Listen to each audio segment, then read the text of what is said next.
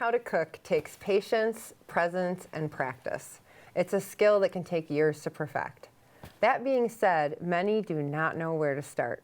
It can be daunting for some and terrifying for others. Sometimes all you need is a good teacher. Well, you're in luck because we have the perfect teacher for you today. Welcome to Celebrate Michigan, the show produced on the campus of Madonna University.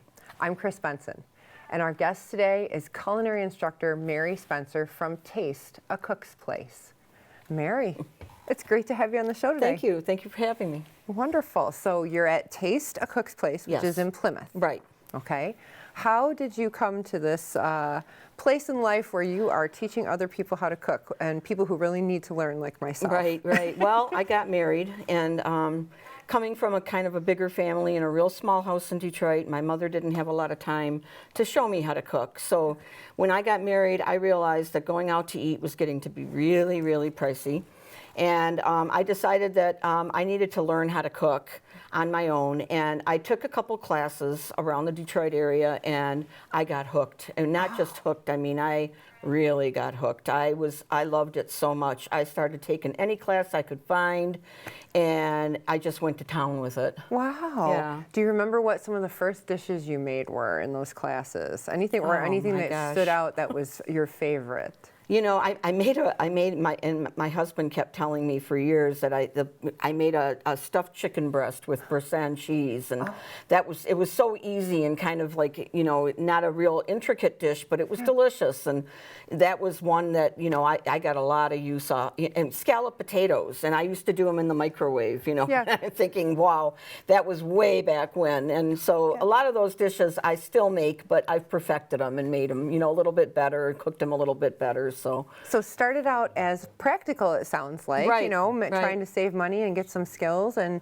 provide for the house, and then you turned it into something more. Where was that point where you turned it into a business, a calling, you know, something that you do? Right. Well, yeah, I took classes for about 15 years, and I mean, raising a family and taking classes, and nothing formal, just, you know, classes that people offered in stores or whatever. And I started reading cookbooks cover to cover like they were novels, and I would just practice and practice, and then at one point my husband said, you know, maybe you ought to teach classes, and I said, oh, you know, I don't know if I'm ready for that, and so we donated a series of my classes to the downtown Detroit YMCA. Oh, wow. And they bid on them, and I had them in my home, and then we donated classes to, my daughters played soccer in high school in Northville schools, so I donated classes to the Northville Parks and Rec, and people bid on them, and they were bidding a lot of money on them. So I said, okay, well, maybe I ought to teach, you know. So that kind of evolved into that. I started teaching at that point. Wow. Yeah. So it really built it from the ground up. Exactly. An entrepreneur from the ground up. Totally. Wow. Yeah. A lot And of hard work. you were talking about those cookbooks, so I can remember the quintessential red and white checked Betty Crocker cookbook. Like, I feel like my mom still has that. We have it in the kitchen somewhere. Oh, yeah, absolutely. But some of the recipes, when I think about it, at that point in time, you know, years ago when, you know, I know they still sell cookbooks, but it feels like there's so much stuff online now. Yeah, it's kind of sad. I built a big cookbook library. Yeah. At the peak, I had over 4,000 books. 4,000? Yes, 4,000 cookbooks, and I used them all. And then, you know, with the internet and everything, it was just easy to plug it in and just say, hey, this is what I need, and you know, a million things would come up, so you could pick and choose, and it was easier than carrying around cookbooks. Sure, you know? sure. But I still have them, and I still use them, and I love it. But yeah, so that's kind of how that happened. So I have to ask this: how do you get proficient at cooking? Because I feel like perhaps I have not put in the time, because I will make something, it doesn't look anything like the picture, and then I'll taste it and I'll go, you know, and then I just kind of give up. So how long does it take to get proficient at this skill? It's practice. It's just practice. And what I did when my kids were little, and I was cooking, I would just go to class, I would come home and I would make the dishes that I learned, and that was my practice. But when my kids were little, I would take a Sunday and I would make the recipe on the cover of Bon Appetit magazine. Oh. And I would just make that entire, sometimes it was a cake, it would take me all day. And that was my, my baking lessons. Yeah. I would take those cakes and I would make them, and then I would, take them to parties or functions or give them to family or whatever. And that's how I learned how to bake. It was doing that kind of stuff, just over and over again. Oh, so I got to keep doing it, is what you're telling me. Yes, yeah. And it sounds like you do a lot of different kinds. Is there a favorite, or there's like a least favorite? You've got your appetizers, your main dishes, desserts, or is there something that you really love to cook? I love cooking everything. I don't think there's anything that I'd say I don't love to cook. There are some things that are more tedious to cook than other things. Yes. And I'm of Polish descent, so we make a lot of, I make all the Polish foods. Me too. Yep, and the pierogi is for me the most tedious thing, but I love them. So I do them every holiday, but they are so much work that it's just, I don't look forward to it. Yes. But once they're done, I'm happy I did it, you know what I mean? Yeah. But it's hard, but I cook everything. I've cooked different, ethnic cooking. Yeah. I like to do it all because it makes me learn more, and it's just a lot of fun. Well, I know that my Polish aunt would want me to ask you this. So when you make your pierogi, do you use a fork to crimp it, or do you use the pierogi, the tool that they have? I basically just crimp it with my fingers, and my fingers get really tired at the end. But you know what? If my fingers get tired, then I will use a fork. But my grandma would use a fork. I remember for that. And what's your favorite? Now I've seen they have all kinds of modern fusion pierogi. My favorite are blueberry. I love all blueberry pierogi. Are so good. Yeah, but I love the old, the authentic Polish farmer's stuff. cheese, sweet cheese. Sauerkraut is probably my favorite. Mashed potatoes in there. Yeah. Oh yeah. Okay. Awesome. My gosh. So it sounds like you love all different kinds of food. Yep. The culture. You've dabbled in a lot of different things, and the desserts. I look at that and I think it takes so long to make, and they're so beautiful, and then someone eats it like so quickly. Right. But you probably enjoy seeing that. I do, and one of the things is that I'm a home cook, so I've never really called myself a chef or anything. I've always just called myself a home cook because that's who I cook for. And when I make recipes, I like to make recipes that are not terribly intricate for other people, and things that are easy. So last night I just did a trifle at a class, and for the holidays, and it's a real simple dessert, but it's stunning, and it feeds a lot of people, and people love it. And it's super easy to make. Well, I know when we come back from the commercial, you're going to start show us how to make something pretty easy as well. Absolutely. Awesome. So we'll be right back. Stay tuned.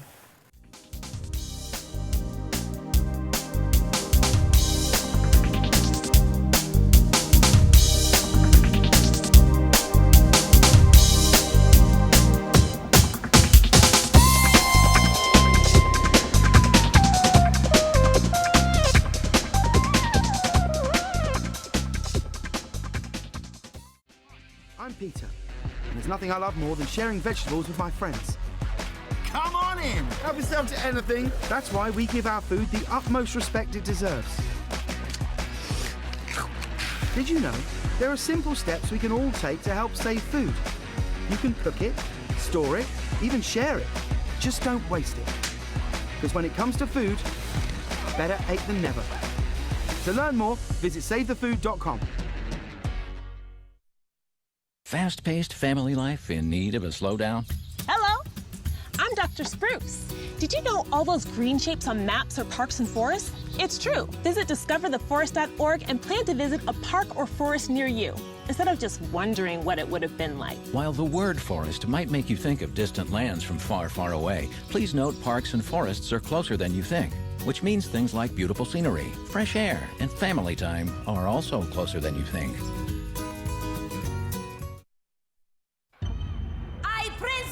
To you, Algebra 2, foreign languages, and finally, biology. Who among you will step up to their challenge? Me. Yeah, I'll do it. Me too. Sign me up. Take on the tough classes now. You need them to prepare for college.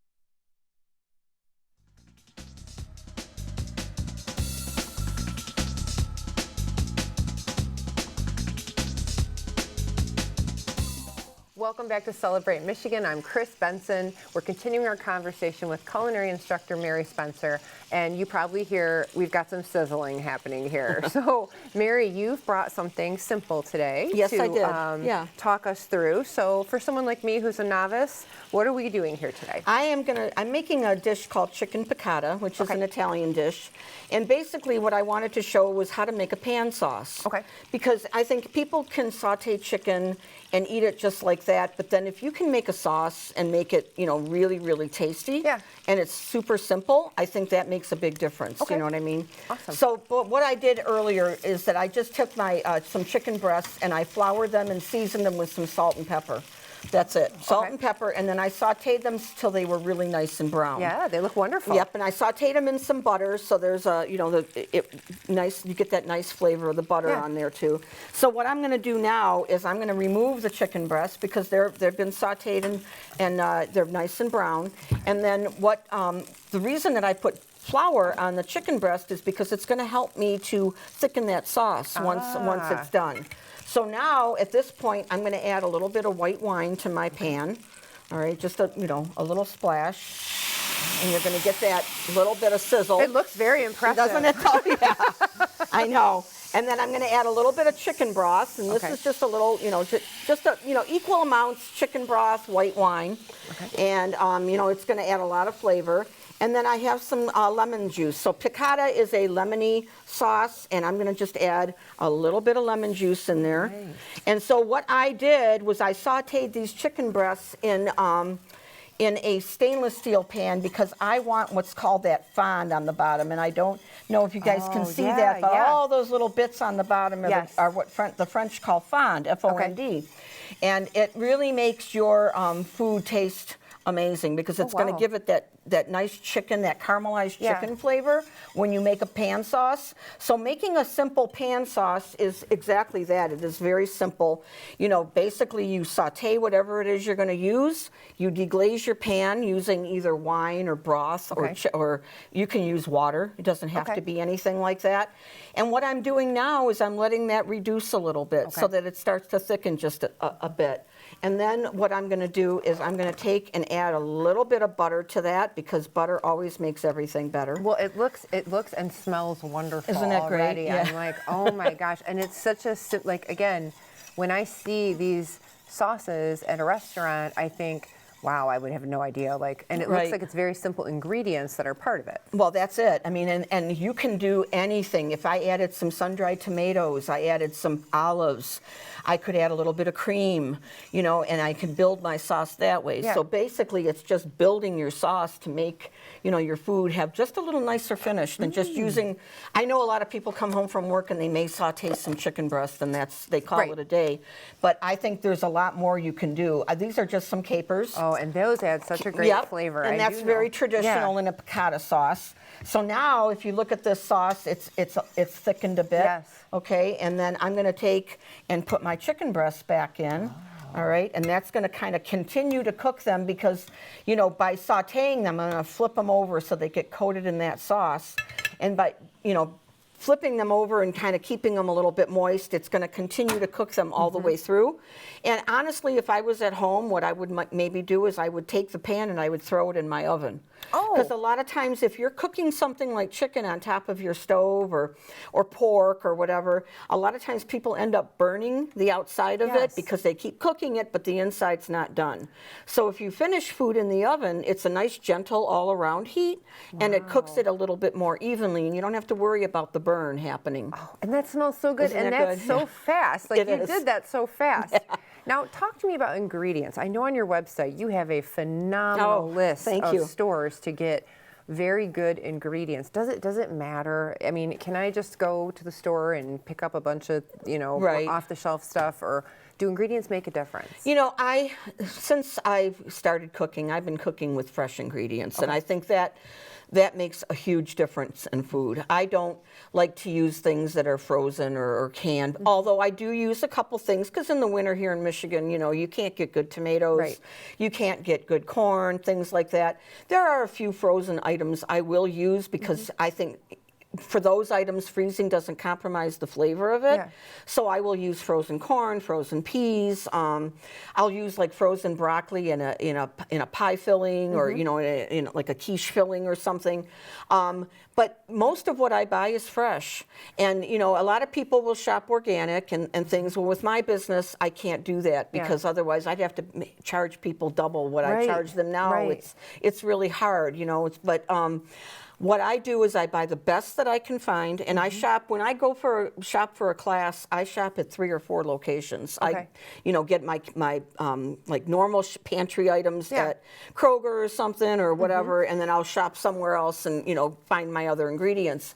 But it's always fresh. It's always what I can find that is not terribly expensive, but at peak, right? At peak produce, and that is going to make a huge difference in your food. Well, and you had such a nice range of places from Randazzo's to Zingerman and more. And so I just love that list of local favorites. And you had your commentary on it too. So. Oh, good. Well, I know we have to go to a break really quick, but when we get back, we'll talk more about Mary and her cooking. And we want to talk about how you can find the lessons that she teaches. So stay tuned.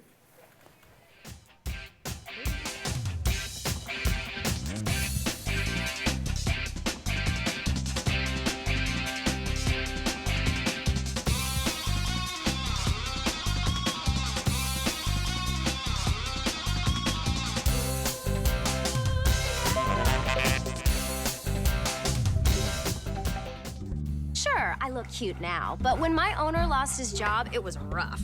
I was living on the street, and one night, me and this Cocker Spaniel got into it so bad, I wound up looking like an ice cream cone.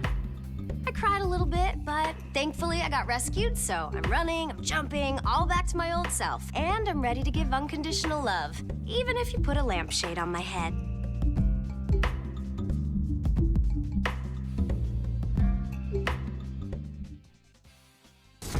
Oh, emojis! I thought the conversation just got dumber.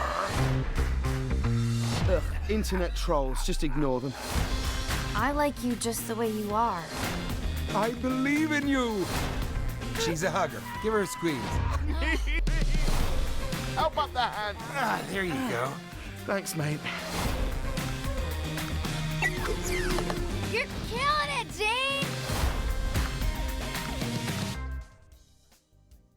Open road, here comes the Heffley family. Whether it's a short trip or a long haul, estimated time 47 hours. they will beg. You're hungry? I'm happy to provide. They will plead. Deep fried butter on a stick.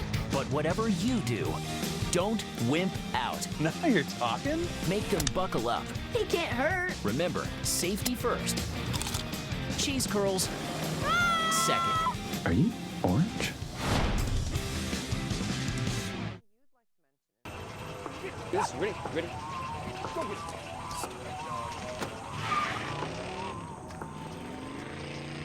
Oh, come on, Randy.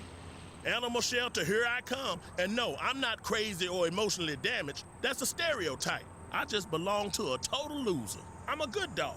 So if you want a pet, adopt. And if you see Randy, tell him he dropped his wallet.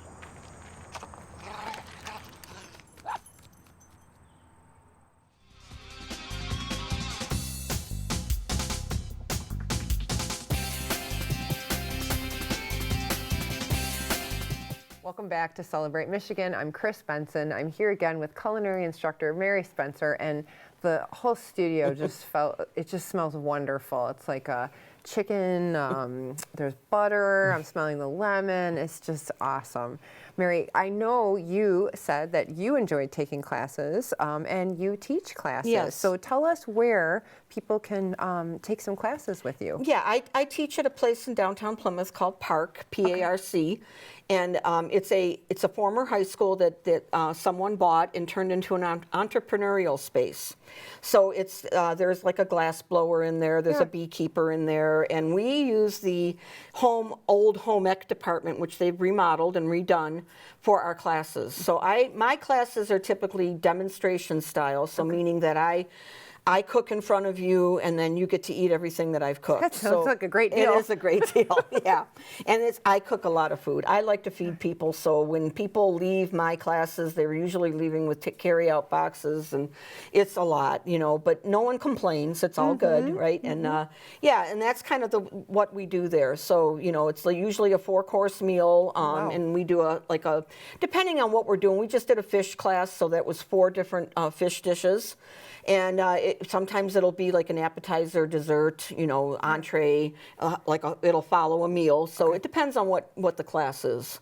I peeked at the website, and right now I know you're doing the bourbon bacon one, and I thought, oh my gosh, this is everything I love in life. Like we could and 4 courses for it too, a dessert, an appetizer. So it sounds like you change with the season and you do just some fun Exactly, things. yeah. We do some holiday stuff, like I'm doing a meatless Thanksgiving on Monday. Oh, nice. So, you know, I know there's people who have a random vegetarian who comes to their home. Yes. You know, wants, and you know, rightly so, my daughter's vegetarian, so, you know, she would like to have a nice, you know, entree or whatever.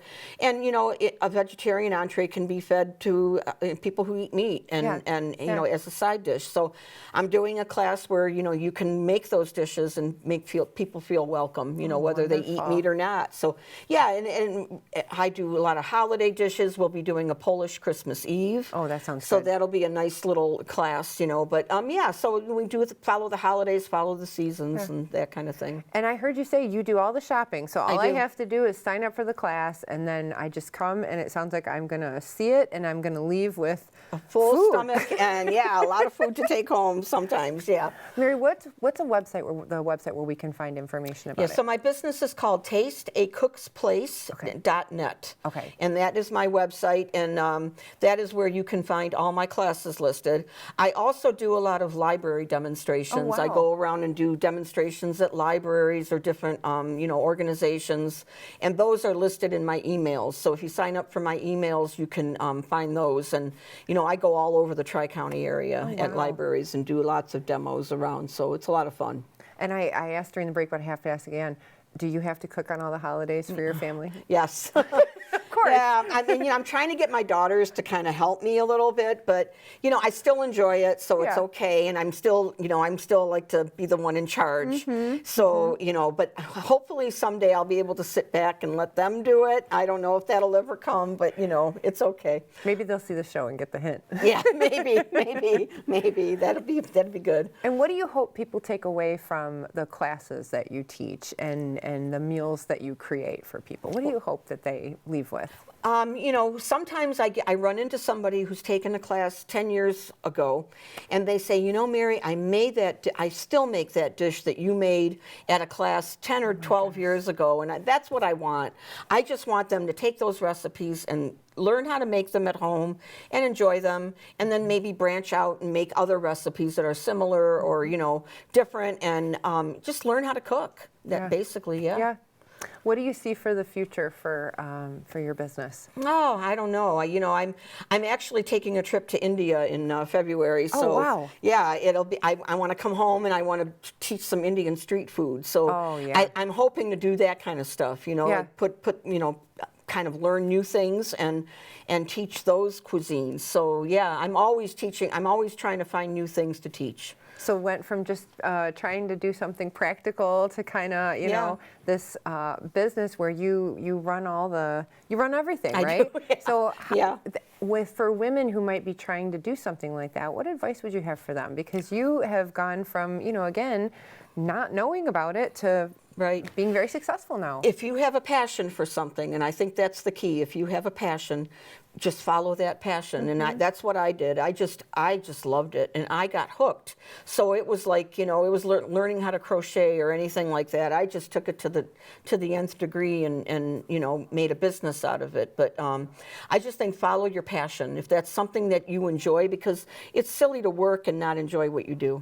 You know, that's kind of the sad thing in life if you do that. But if you do things that you enjoy, then it makes life worthwhile. Well, I can tell you really enjoy what you do, and I am very glad you came to show us that too. Thank you. And I have to ask the last question. What is the most complicated thing that you've made, and how long did it take you? Oh my gosh. I made a recipe out of a British cookbook that took me probably 3 days to make.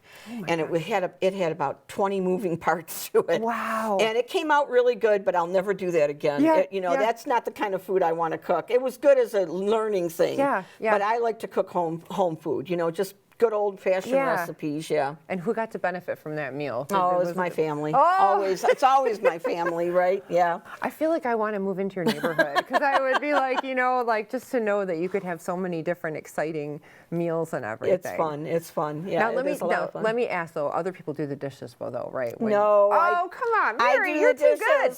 They put them in the dishwasher, but there's a lot of things I don't let go in because I, you know, wooden-handled knives, they're going to ruin them. So, yeah, I'm strict on that. It's all good. It's all good. Well, Mary, thank you so much for spending time with us today.